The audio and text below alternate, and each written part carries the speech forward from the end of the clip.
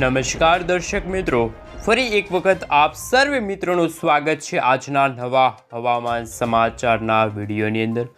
મિત્રો, હાલ તમે અત્યારે જોઈ શકો છો કે આ માર્ચ મહિનાના અંતિમ સપ્તાહની અંદર એટલે કે મિત્રો 18 માર્ચના સમયગાળા દરમિયાન ફરી એક વખત અરબ સાગર અને બંગાળની ખાડીના ઊંડાણવાળા ભાગોની અંદર એટલે કે મિત્રો હિન્દ મહાસાગરના ભાગોની અંદર એક નાનકડી એવી વરસાદી સિસ્ટમ, એક નાનકડી એવી લો પ્રેશર વરસાદી સિસ્ટમ આકાર પામતી જોવા મળી રહી છે। અને મિત્રો, આ વરસાદી સિસ્ટમનો ઘેરાવો પણ તમે જોઈ શકો છો કે અરબ સાગરના ભાગથી લઈને બંગાળની ખાડીના ભાગના જે મધ્યસ્થના ભાગ છે ત્યાં મિત્રો આ વરસાદી સિસ્ટમનો ઘેરાવો લંબાઈ ગયેલો જોવા મળી રહ્યો છે, લંબાયેલો જોવા મળી રહ્યો છે।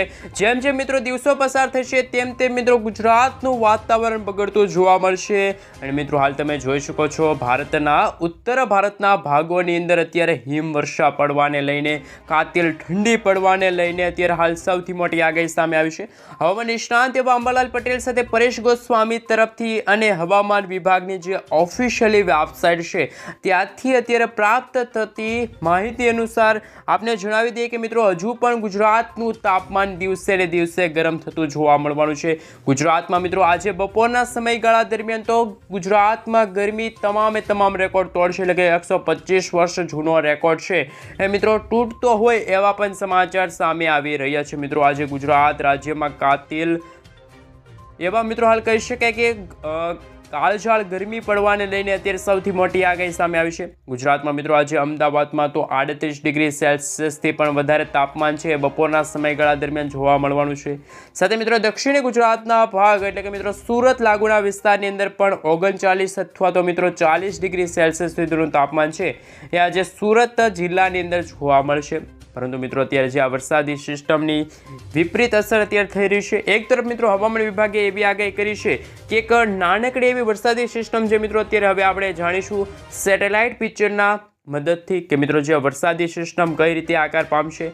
મિત્રો અત્યારે તમે જોઈ શકો છો કે આ વાદળા છે મિત્રો ઘેરાતા જોવા મળી રહ્યા છે। આ ખાસ કરીને મિત્રો ઘાટા વાદળો તમે તમારા મોબાઈલ સ્ક્રીન ઉપર જોઈ શકો છો। આ વરસાદી વાદળા છે, વરસાદથી ઘેરાયેલા મિત્રો વરસાદી વાદળા તમે જોઈ શકો છો। જેમ જેમ મિત્રો દિવસો પસાર થશે તેમ તેમ આ વરસાદી વાદળા છે મિત્રો ભારતના ભાગ તરફ આ વરસાદી વાદળા આગળ વધી શકે છે, એટલે કે મિત્રો ઉત્તર ભારત તરફ મિત્રો આ વરસાદી વાદળા છે, વરસાદી સિસ્ટમ છે જો આગળ વધશે તો મિત્રો ભારતના કયા કયા વિસ્તારની અંદર વરસાદની નવી આગાહી સામે આવશે। મિત્રો આપ સૌ જાણો છો કે અત્યારે માર્ચ મહિનો શરૂ છે અને મિત્રો માર્ચ મહિના અને એપ્રિલ મહિનાના પ્રથમ સપ્તાહની અંદર મિત્રો હાલ કાળઝાળ ગરમી પડવાને લઈને, ઉનાળાની શરૂઆત થવાને લઈને મિત્રો ખાસ કરીને આગાહી સામે આવી રહી છે। મિત્રો એક તરફ ઉનાળાની શરૂઆત થશે તો બીજી તરફ મિત્રો વાતાવરણીય રહેલી અસ્થિરતા છે જેમના કારણે મિત્રો એકવાર કમોસમી વરસાદ છે, માવઠાનો નવો રાઉન્ડ છે એ આપણા સમગ્ર ભારત દેશ ઉપર જોવા મળશે।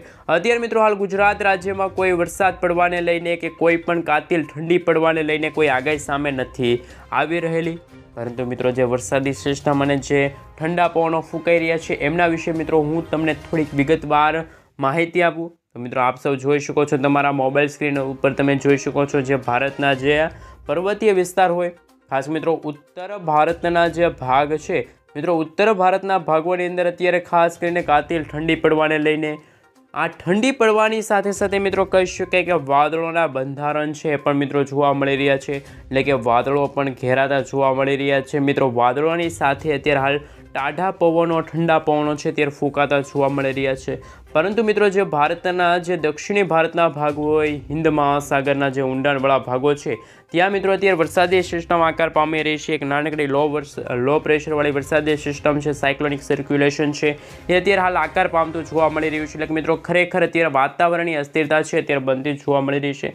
સાથે સાથે મિત્રો તમે આ ભાગોની અંદર જોઈ શકો છો કે આ ભાગોની અંદર અત્યારે નવા વાવાઝોડા છે બનતા જોવા મળી રહ્યા છે, એટલે કે મિત્રો કહી શકાય કે હવે ફરી એકવાર ગુજરાતની સાથે મિત્રો ભારતના છૂટા છવાયેલા વિસ્તારોની અંદર કમોસમી વરસાદ પડવાને લઈને સૌથી મોટી આગાહી છે સામે આવી રહેલી છે।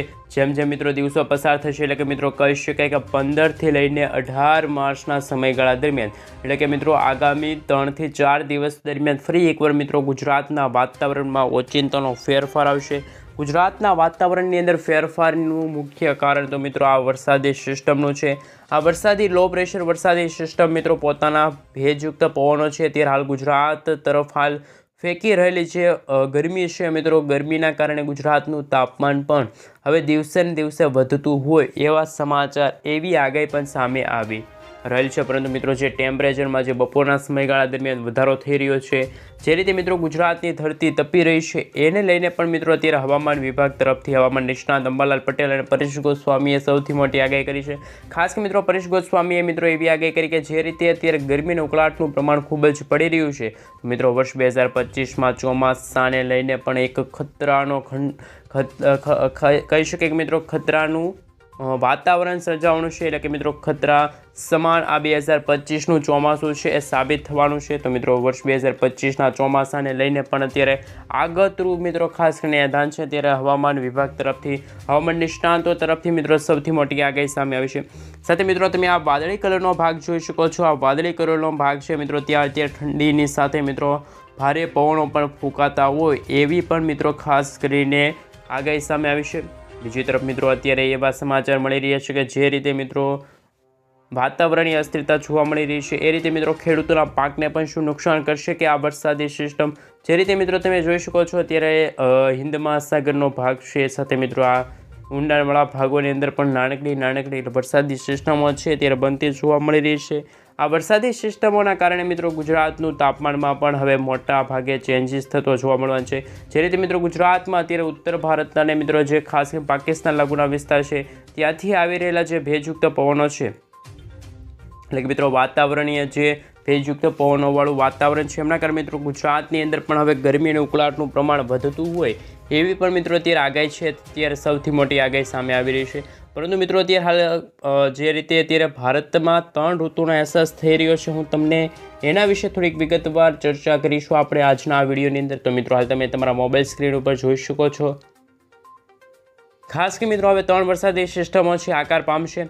સૌપ્રથમ ભારતના જે ઉત્તર ભારતના ભાગો છે ત્યાં વરસાદી સિસ્ટમ આકાર પામશે. બીજો ભાગ છે મિત્રો દક્ષિણી ભારતનો ભાગ, ત્યાં મિત્રો વરસાદી સિસ્ટમ છે એ હવે આકાર પામશે. મિત્રો સૌપ્રથમ પહેલો ભાગ છે ત્યાં મિત્રો ત્યાં ઠંડી અને મિત્રો ખાસ કરીને કહી શકાય કે ઠંડીની સાથે મિત્રો ભારે પવનો ફૂંકાઈ રહ્યા છે. બીજી તરફ મિત્રો કહી શકાય કે જે આ ગુજરાતનો ભાગ છે અને મિત્રો આસામ લાગુના વિસ્તાર છે ત્યાં મિત્રો ગરમી અને ઉકળાટનું પ્રમાણ પણ દિવસે ને દિવસે વધી રહ્યું છે. સાથે મિત્રો દક્ષિણી ભારતના જે ભાગો છે એ દક્ષિણી ભારતના ભાગોની અંદર પણ મિત્રો ખાસ કરીને કહી શકીએ કે મિત્રો હાલ એવી આગાહી સામે આવી છે કે દક્ષિણ ભારતના જે ભાગોની અંદર પણ આ વરસાદી સિસ્ટમ છે અત્યારે બંગાળની ખાડીની સાથે મિત્રો જે વિપરીત અસર કરી રહી છે અરબ સાગરના જે ઊંડાણવાળા ભાગોની અંદર છે એ આ વરસાદી સિસ્ટમ ધીમે ધીમે મિત્રો આગળ વધી શકે છે અથવા તો મિત્રો આ વરસાદી સિસ્ટમ છે નાબૂદ પણ થઈ શકે છે. તો મિત્રો એને લઈને પણ અત્યારે સૌથી મોટી આગાહી સામે આવી રહેલી છે. પરંતુ મિત્રો હવે આપણે જાણીશું કે જે રીતે અત્યારે વાતાવરણીય અસ્થિરતા જોવા મળી રહી છે તેમનું મુખ્ય કારણ શું છે. ગુજરાતમાં હજુ પણ મિત્રો આ રીતે જે ગરમી અને ઉકળાટનું પ્રમાણ પડી રહ્યું છે દિવસે ને દિવસે, એની કરતાં પણ હવે ઉનાળાની શરૂઆત થશે ત્યારે મિત્રો ગરમી અને ખાસ કરીને ટેમ્પરેચર છે ખૂબ જ વધારે જોવા મળશે. તો કે મિત્રો હાલ આનો જવાબ છે ખાસ કરીને ના, કારણ કે મિત્રો વાતાવરણીય અસ્થિરતા જો ઉત્પન્ન થાય તો ગુજરાતની સાથે મિત્રો ભારતના જુદા જુદા વિસ્તારોની અંદર સ્થળોની અંદર પણ ખાસ કરીને મિત્રો વિપરીત અસર જોવા મળે. તો મિત્રો હાલ તમે સેટેલાઇટ પિક્ચર ઉપરથી પણ જોઈ શકો છો જે રીતે મિત્રો વરસાદી વાદળો છે ઘેરાતા જોવા મળી રહ્યા છે. તો મિત્રો આ વરસાદી સિસ્ટમનું માળખું છે ખાસ કરીને દિવસે ને દિવસે મિત્રો થોડુંક એવું મૂવમેન્ટ કરતું હોય, પરંતુ મિત્રો જે અત્યારે ચોક્કસ સેટેલાઇટ પિક્ચર ઉપરથી પણ દ્રશ્યો છે એ સામે આવ્યા નથી. તો મિત્રો એ પણ કહેવું અત્યારે થોડું કઠિન બને છે. પરંતુ મિત્રો જે આ બંગાળની ખાડીના જે ઊંડાણવાળા ભાગોની અંદર થાઈલેન્ડ લાગુના વિસ્તાર છે, મલેશિયા લાગુના વિસ્તાર છે, મિત્રો આ વરસાદી સિસ્ટમના જે વાદળો છે એ પણ શું મિત્રો વિપરીત અસર કરી શકે છે.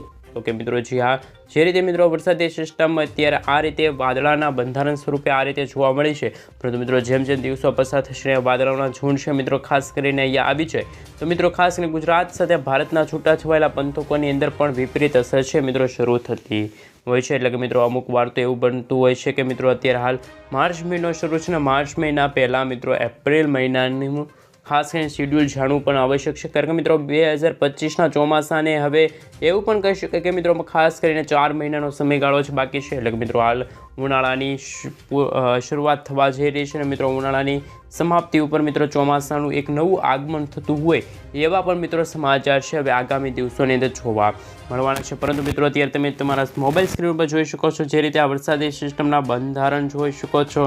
આ વાદળા તમે જોઈ શકો છો મિત્રો. આ વાદળાના આધારિત વરસાદની અત્યારે હાલ આગોતરું એધાન છે એ દર્શાવવું પડતું હોય છે મિત્રો. ખાસ કરીને એવા સમાચાર મળતા હોય કે જે ભારતના જે દક્ષિણી ભારતના ભાગો છે ત્યાં પણ મિત્રો વરસાદી સિસ્ટમ વાપરેલ છે. એટલે કે મિત્રો વરસાદી સિસ્ટમના કારણે અત્યારે અરબ સાગર અને બંગાળની ખાડીનો ભાગ, આ અરબ સાગરનો ભાગ છે ને બંગાળની ખાડીનો ભાગ છે, આ બંને ભાગોની અંદર મિત્રો અત્યારે જે વરસાદી સિસ્ટમો આકાર પામતી જોવા મળી રહી છે એનું મિત્રો મુખ્ય કારણ છે વાતાવરણીય ભેજનું પ્રમાણ છે. એમના કારણે મિત્રો ગુજરાતના છૂટાછવાયેલા વિસ્તારોની અંદર તમામ છે એ મિત્રો વાદળોના કોઈ પણ અત્યારે ઝુંડ કે ઘેરાવો છે ત્યારે ઘેરાતો નથી. તો મિત્રો ખાસ કરીને તમે હજુ સુધી અમારી ગુજ્જુ વેધર યુટ્યુબ ચેનલને સબસ્ક્રાઈબ ન કરી તો મિત્રો ખાસ કરીને વિડીયોને એક લાઇક કરી ગુજ્જુ વેધર યુટ્યુબ ચેનલને અત્યારે જ સબસ્ક્રાઈબ કરી દેજો. તો મિત્રો ખાસ કરીને દરરોજના હવામાનને લગતા સમાચાર છે સૌથી પહેલાં તમને આ